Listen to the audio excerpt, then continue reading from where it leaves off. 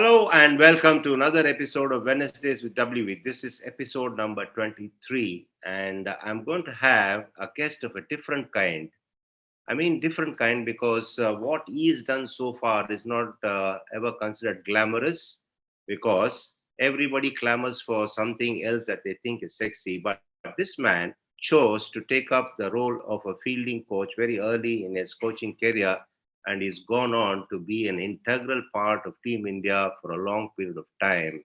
He's had extraordinary success, and I'm talking, of course, about R Sridhar, who's carved a niche for himself with his ability to provide all the sides that he's worked with some great fielding drills and also motivation for the sides to excel on the field. It's my pleasure to present to you R Sridhar, former fielding coach of Team India. Sri, nice to have you on the show. Thanks for agreeing so readily. Thank you. Thank you very much, WV. Thank you very much for having me on the show, and it's a pleasure to be here too. And to kick off things, let me ask you with a very difficult question. Normally, the role of a fielding coach is not the most glamorous of things. That being the case, how did you even go down that route? Uh, to be honest, I'm not aware of it at all. I was actually being doing the head coach or the regular coach with the Hyderabad junior state teams and senior state teams.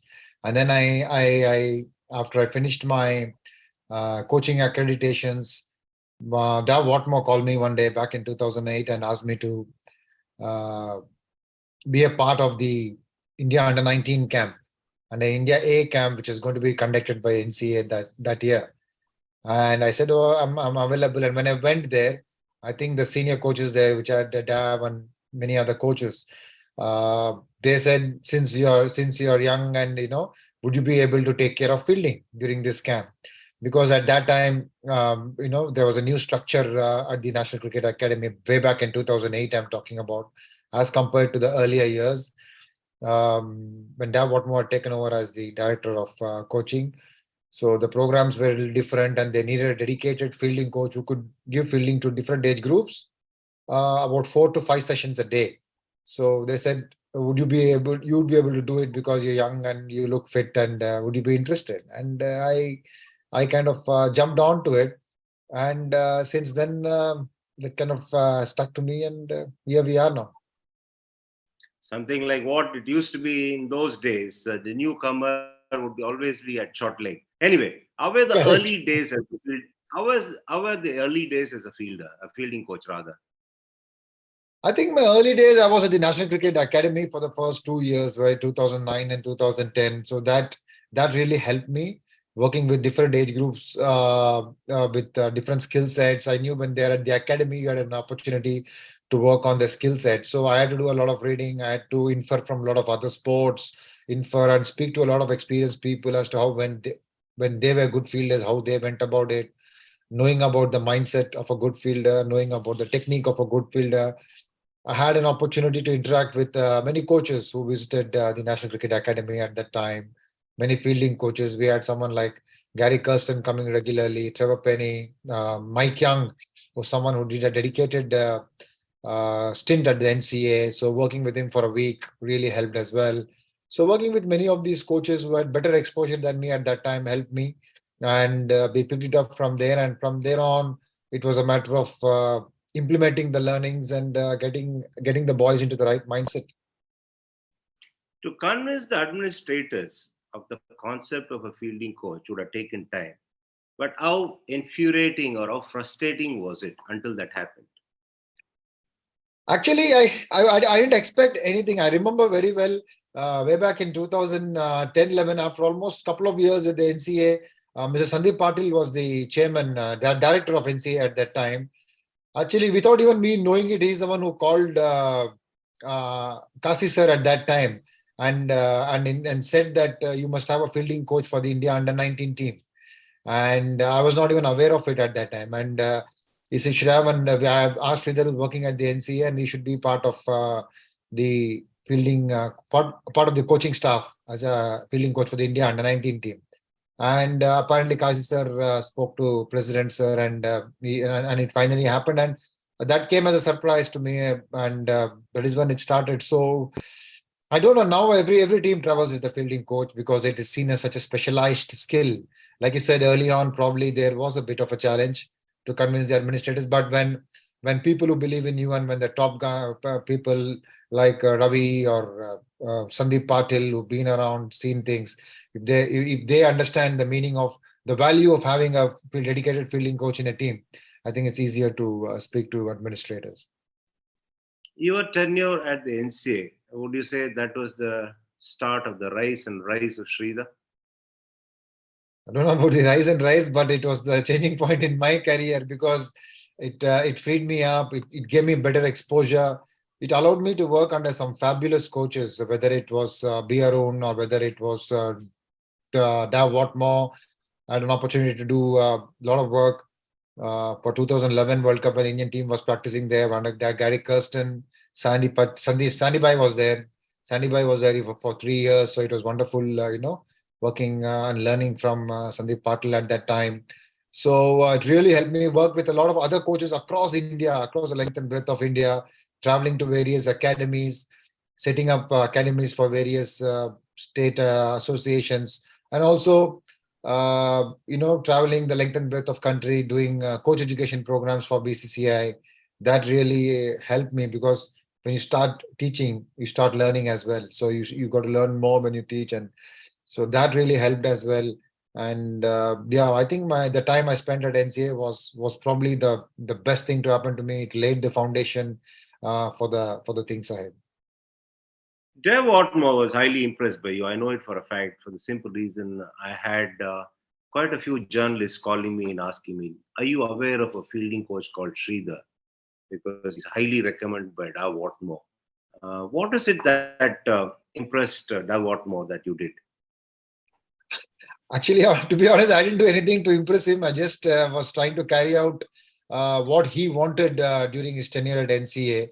And he is someone who really supported his way of going about things. Were very simple. Once he entrusted you with the job, he never interfered, and he completely believed in you, like all most of the good leaders do. They believe in you, and once they pick you, they believe in what you can deliver. And Dave gave me all the freedom. Dave was extremely um, comfortable to work with. He gave all the coaches who worked around him a lot of freedom, and he set up a fabulous environment for coaches and athletes to thrive. So and that's it. That's it. I just went about doing my business, went about getting better, learnings, filing in the reports, making those presentations, and ensuring that the athletes or the cricketers who come to the National Cricket Academy enjoy their stint as a fielder there. Whenever they come for fielding, they should be looking forward to it. It should be fun for them. It should not be something that I have to go for fielding now. So we brought about a change in the way we conducted the drills, and we wanted to be more enjoyable, more fun, more competitive. Probably that is something which really helped. Yeah, talking about making it interesting and fun, a fielding coach needs to be imaginative, but yet there needs to be a lot of practicality in it, isn't it?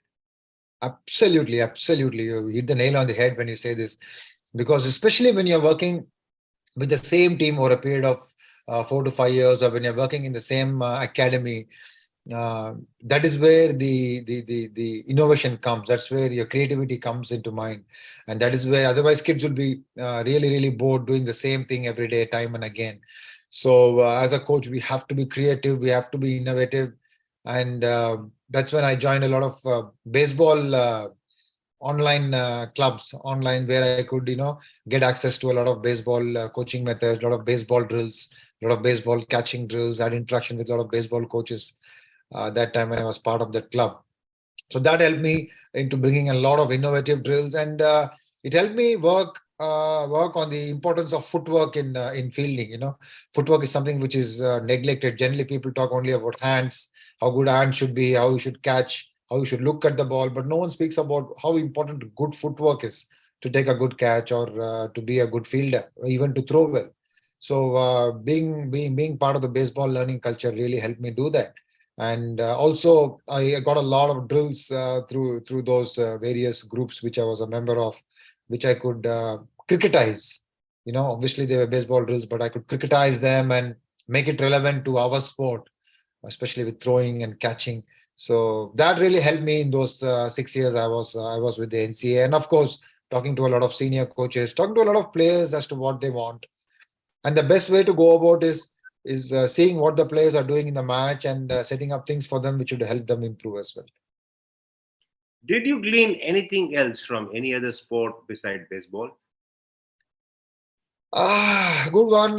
Saw a few reaction drills, hand-eye coordination drills, which Formula One drivers do before they take on a race. That's a sport where every hundredth or thousandth of a second counts, and what they do before they enter a race to develop their hand-eye coordination. They also do those simple colored balls and those kind of drills before they go in. It's surprising, and then we try and inculcate that into some of the camps which we did at the National Cricket Academy, and also a little bit from soccer as well. How they went about their preparations and how they developed their agility. We picked up a lot from that. And I used to read books on badminton and tennis as well, how they improved their agility and how they maintained a good uh, balance in order to move better. So a lot of things, small things picking up from other sports, how they trained, how they did, and cricketizing it, like I said earlier, really helped me to be a little bit innovative and a step ahead of the rest. Your first impressions of the Indian dressing room and the reception that you got. Talk us through them. Well, I was very nervous, to be very honest. I was very nervous when I landed there. And when I went in first, uh, yeah, I didn't know what to do, but I think MS and Ravi made me feel very, very comfortable. Luckily, I had known MS before that because I was helping the Indian team camp during the 2011 preparations while they were practicing in NCA for 3 weeks.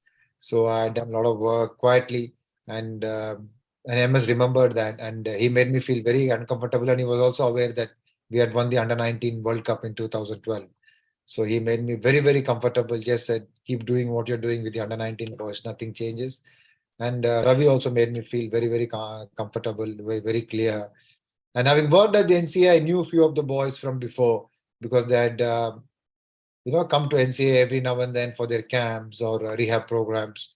So I had a small connect with them, and that also helped. But to be very honest, I was nervous. It's critical to understand the cricketing culture as well when you travel abroad. How good was Team India in that respect? It had a great culture. I mean, Duncan Fletcher was the coach at that time when I joined under Ravi Shastri. Uh, Ravi Shastri was the director of cricket. Duncan Fletcher was the head coach, and I think the team had a great culture. It was fabulous. It had a great captain, greatest ever, and the culture was very good. It's just that they were not in good form, having lost the Test series 3-1, I guess. They were little low on confidence, and all they needed was probably a change of energy at that time. But the culture was excellent. All the boys, each one of them was extremely hardworking, and all of them were very welcoming as well when we joined the team. And it was easy to just to go and do about your work because the captain was very clear with what he wanted. And yeah, it was seamless, I would say. Although I was very nervous, I think they made us feel very comfortable when we went in because the culture was extremely good. It is generally believed and said even repeatedly across generations that fielding is one aspect that can be improved at any time. You find this to be true? Absolutely true. 100%. Fielding and fitness are two components which are totally controllables because the harder you work, the better you get in that. Unlike batting and bowling, where there are a lot of uncontrollables, like in batting, there is a pitch, there's a condition, you have to get an opportunity at the right time, the decisions have to go in your favor. A lot of things are there which you cannot control. Similarly in bowling as well. But in fielding, like in physical fitness, you do it. You know when the ball is coming to you, you have to do a certain thing. So the more you work on it, the better you get at it. Definitely, there is no question about it. It's a total controllable, and that is why you see teams working hard on fielding nowadays, and the results are there for everyone to see. The standards of fielding across the globe has gone up leaps and bounds. Current day cricketers are definitely fitter and they also work very diligently. But yet, you see a lot of instances of injuries. Is there any particular reason for it? I think one of the reasons for injuries so frequent nowadays is the quantity of cricket. I mean, one of the reasons is the quantity, the amount of cricket we play, and the intensity with which it is played. So, in my opinion, the standard of cricket across generations has always been the same, relevant to the era. But I think because of the various tournaments, various aspects coming in, the commercial aspects coming into the sport, the quantity of cricket has gone up way above what it was earlier. And two, the intensity with which the cricket is played due to the demands of the viewer, you know, is gone up a lot. Because today, if I'm watching a match on TV, I want to see a highly intense battle. I want to see players giving their best, and not put a foot wrong. Similarly, that is what fans from all countries want their players to do. So the intensity at which the sport is played has gone up leaps and bounds. And that is one of the reasons why players get injured and burnt out a little earlier than what it was before. And also the quantity of cricket has gone up. There's hardly an off season. Off season nowadays, you see, even the Ranji Trophy, as we are talking, it's the last round of the league stage, and there's still the knockout stage to go. So it's been going on since almost 2.5 months, 2 months. So before that, the Vijay Hazare, before that, the Mushtaq Ali, before that, we have the preparatory camp. So there's hardly any off season. So I think the effort that is needed from a player now is extremely high because no one accepts anything less than 100% nowadays. So the quantity and the intensity is leading to a bit of injuries, I feel. So which is nature of the beast, I guess. That is what we are heading to. Give us an insight on how the all format players ensure they don't get jaded, the likes of Rohit Sharma or Virat Kohli. I think the most important thing common across all those all format players is, I think, the love for the sport. They just love playing cricket. And I know it is physically at some point they need to take a break. Even the greatest of the greats will need a break at some point in time to keep their freshness, like you're saying. But I think it is the love for sport which comes to my mind first. And it's their ability to adapt from one format to the other seamlessly, easily, is something which makes them an all format player because they're able to switch between formats in the gap of 2 days or 3 days. So these two abilities come to my mind first, and also another thing which I feel, it's my personal opinion, is if you see many of them, they have very simple, basic techniques which helps them adapt to different formats and different conditions easily. It's only as a coach, I feel it's only when a player is technically challenged he fails to adapt to different formats. But somebody who's technically sound, who's close to the basics, will be able to play in all formats because your technique will allow you to do so. So if you see all the top gun all format players, they'll be technically quite sound, which helps them adapt, whether it is a bowler or a batter. Which helps them adapt to different formats. There could be an odd exception to the thumb rule, but largely their ability to adapt to different conditions, their having a love for the sport, and having a technique that is it's easy on the eye and it's close to the basics helps them adapt to all formats.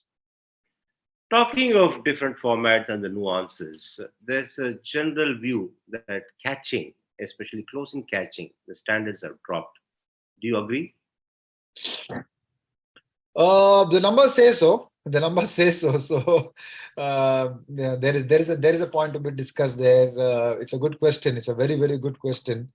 As you see, Test match cricket dropping, the number of matches each country is playing in the next WTC cycle. Obviously, India, England, and Australia obviously are playing a lot of Test matches because there's a lot of demand because the quality of cricket which these three countries offer. But other countries obviously are playing lesser and lesser Test match as opposed to the earlier cycle. So you bound to see that. Also, I think it's probably the amount of training cricketers put into their slip catching or close in catching. Uh, I mean skills. Nowadays everyone they put a lot of time into their agility or fielding at the deep and pulling off miraculous catches at the boundary lines and stuff like that. Not a lot of athletes put into time developing their hand-eye coordination and reaction skills. So they only do it when they're in the red ball format. So and they spend most of the year, if not large part of the year, in the white ball format. So probably the practice time also has gone down a bit. But yeah, you see that, and it's a bit of a shame because I love watching red ball cricket. I love watching three slips and a gully and a short leg when a bowler is coming in to bowl. So yeah, it's a bit of a shame. But I think it's also cyclic. Maybe the wheel will spin and we will see things getting better. Sri, now moving on to something which is close to your heart, Hyderabad cricket. What is going on there?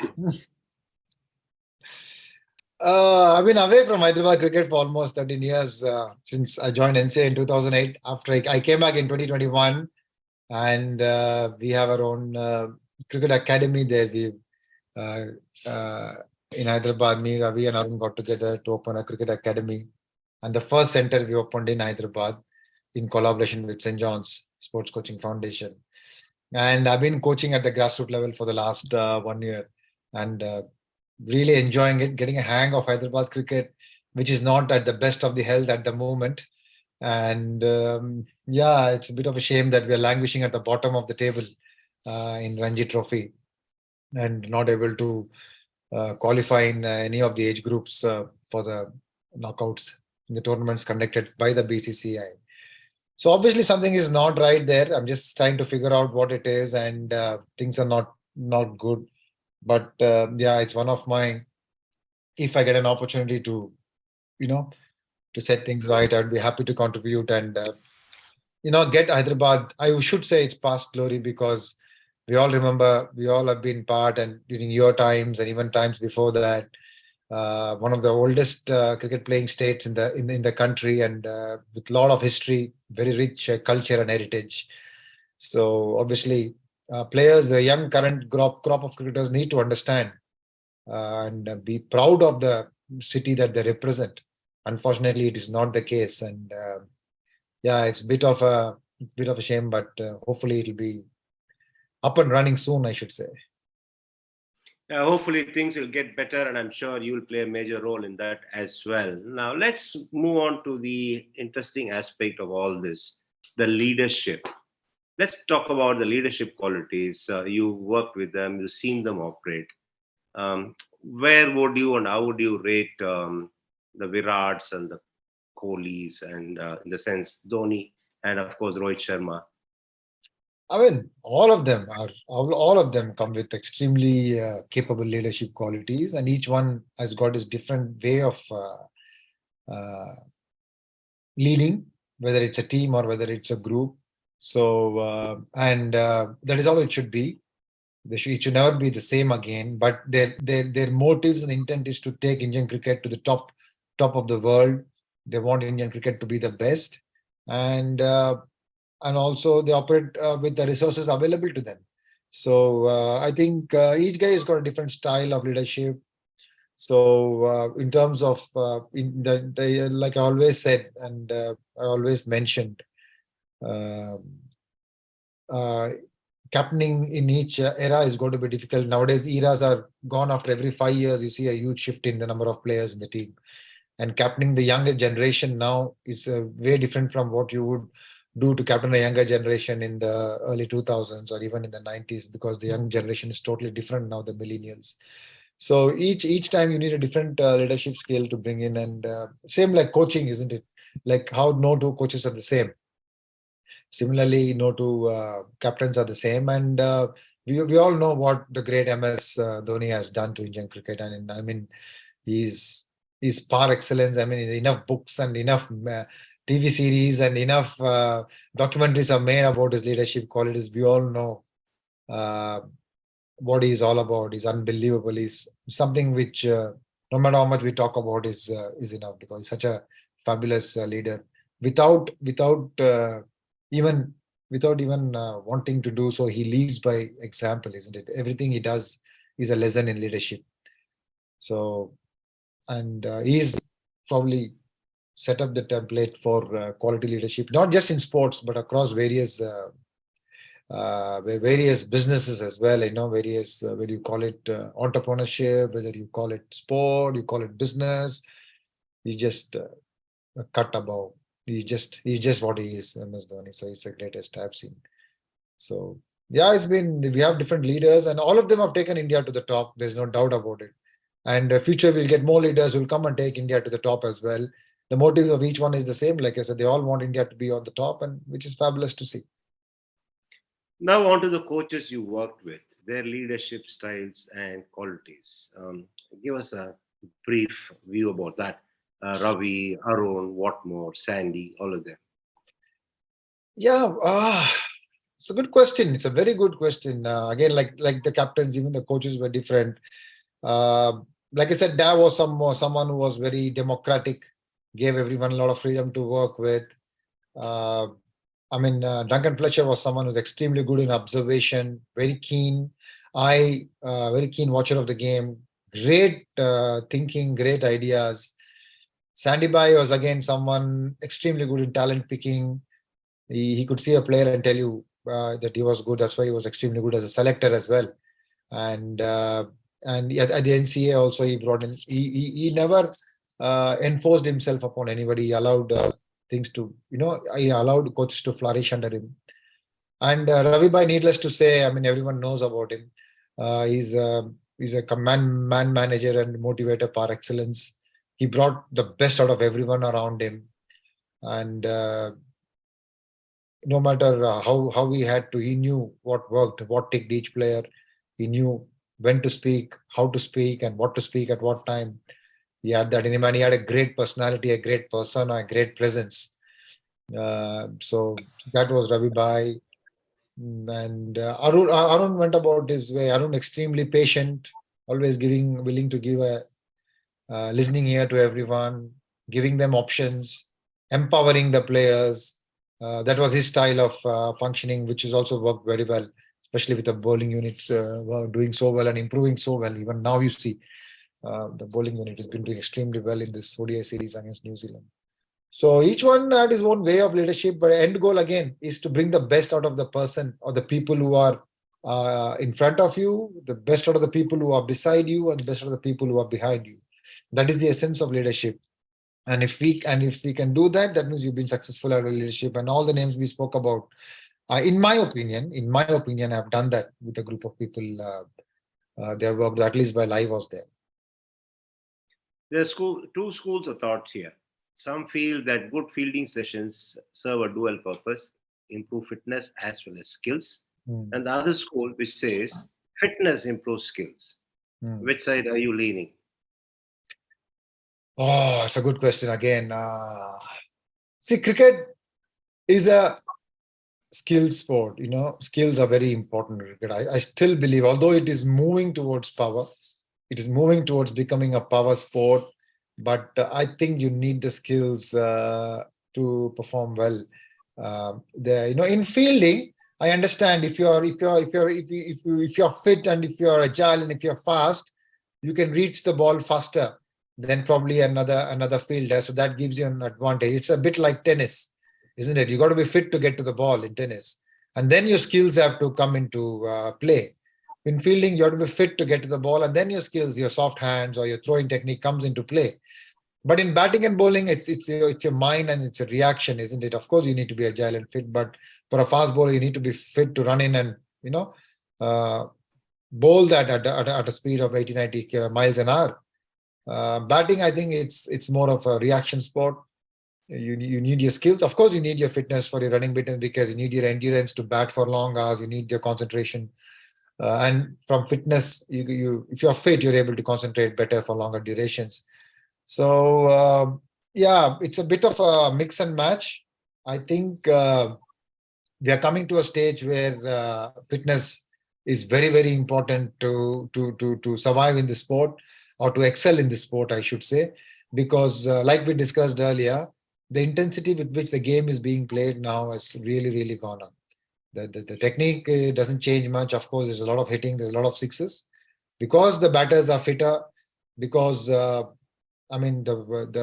products, the bats are better, and because the practice is better. Cricket is getting better because the coaching is better.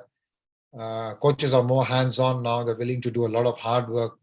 So because the facilities are better, the game has improved so much. I would say. So yeah, fitness and skills now go hand in hand, and it eventually there'll be a day when fitness will be all important. I guess we are moving in that direction. I'm sure you agree with me as well. I'm not implying anything at all with my next question because we generally tend to believe, us coaches tend to believe that everything has a shelf life. We got to be updating everything all the time.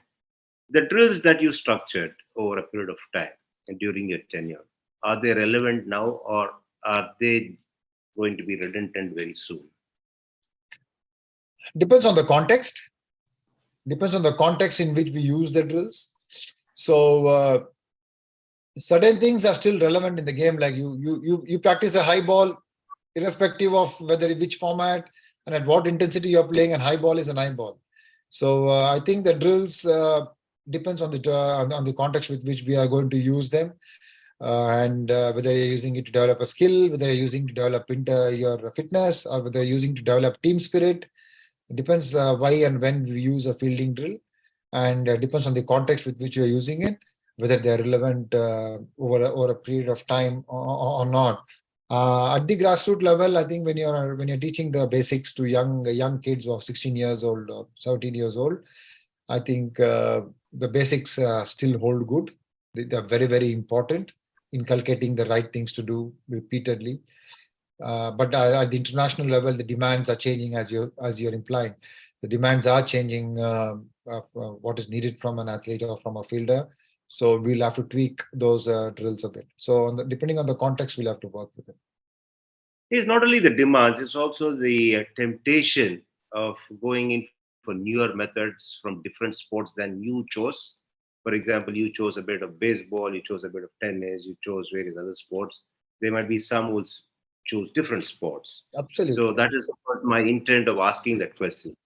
There is no right or wrong way to do it. Each one to his own. There should be more methods than one to skin a cat. Like I would say, like so each coach will have his own styles. Will have his own way of learning. Will have his own way of delivering. As long as obviously the motive is the same, the intent is the same to get that unit to be the best it can be. So there is, and always it is good. It doesn't even need to be from a sport. Also, it can be from any other thing. So you can learn from so many other artists, you can learn from arts, you can learn from literature people. There's so much you can learn as a coach. So yeah, I mean, there's no end to it. It can always be different, and it'll always only go forward and further up. If you had to reflect on what you did during your tenure, what would you do better? So I don't know. There are many things I would not change, but there are many things I would probably do better. What would you do? It's a tough question to answer. I'll need some more time to think about it. Okay, Many things you I can would keep definitely look thinking to as do. we talk. You can keep thinking as we talk. Yeah, Now yeah. I hear the book that you wrote, Coaching Beyond, is making you laugh all the way to the bank. How true is that? Firstly, firstly, yeah, let me tell. Thank you for asking about it. And since you're talking about bank, uh, every single pie from that book is going for charity. Every single pie that is made from that book is going to a couple of charitable foundations. One is to develop underprivileged children who are good at cricket, young cricketers who cannot afford it, and the other part of it is going to the Shirdi Sai Baba Trust. So that kind of settles the issue of me laughing all the way to the bank. I don't know about the publishers though. From my side, I can say this is, and I'm saying it in a public forum, and you're the first person I'm telling it to. I've told it to my mother and wife, and I'm telling it to you. So that settles the issue in terms of laughing all the way to the bank. It's a good job that I asked you that question. So now people are very much aware of what exactly is happening. And you also made me proud with your Thank answer. you. Thank you We very much. The now intention of the book finally, was not to make money at all. The intention of the book just to bring out what I saw from my eyes in the people who were instrumental in making Indian cricket team the number one for 5 years, and the methods that were implemented to bring it out to people, to show the Kohli Shastri era, why Indian team was so fearless, and they played fearless cricket, and they went abroad, and of course they lost test matches. We lost test matches, but we also played a certain brand of cricket, which was quite attractive, I would guess, in that time, and what they did well, and what went into making it such a fearless, feared cricket team in that era, and how why they were number one for 6 years until they lost that finals of the World Test Championship. So that was the idea, to bring about the best about the Kohli Shastri era. That was the idea. As I'm sure that book would be a bank of knowledge. Unleash a word or two of advice to the aspiring fielding coaches from your bank of knowledge. I think should be relentless in what we do. A lot of hard work, and we should be enthusiastic about somebody else's success. That is the key. I will always say, to be not just a fielding coach, any young coach. The two most important thing a young coach should understand is you're not there for your future. You're there to help someone else get a better future, and you should be enthusiastic about that. And that enthusiasm is what will take you to the next step. And you should be genuinely interested in the development of the person in front of you, and that should be the key to me for any to key message from me for any aspiring young coach, that it is enthusiasm which will take you forward. It's your genuine interest and genuine effort to help someone else develop and grow in their career is what a coach is all about. And if you do that with enthusiasm, if you show that, and surely young coach can become successful, because when you're genuinely interested in developing another person, you read a lot, you do a lot of research, you understand that person, you connect with that person, and then when you have to do it to a group of people, when you're in a team environment or an academy environment, it really is the most satisfying job you can ever find. But it has to be selfless. No truer words have been spoken. Thanks a lot, Sri. I know you're in the midst of a campaign in the DP World ILT20 tournament. All the very best for the future games. Thank you very much. Thank you very much, sir. It was a pleasure being on the show with you.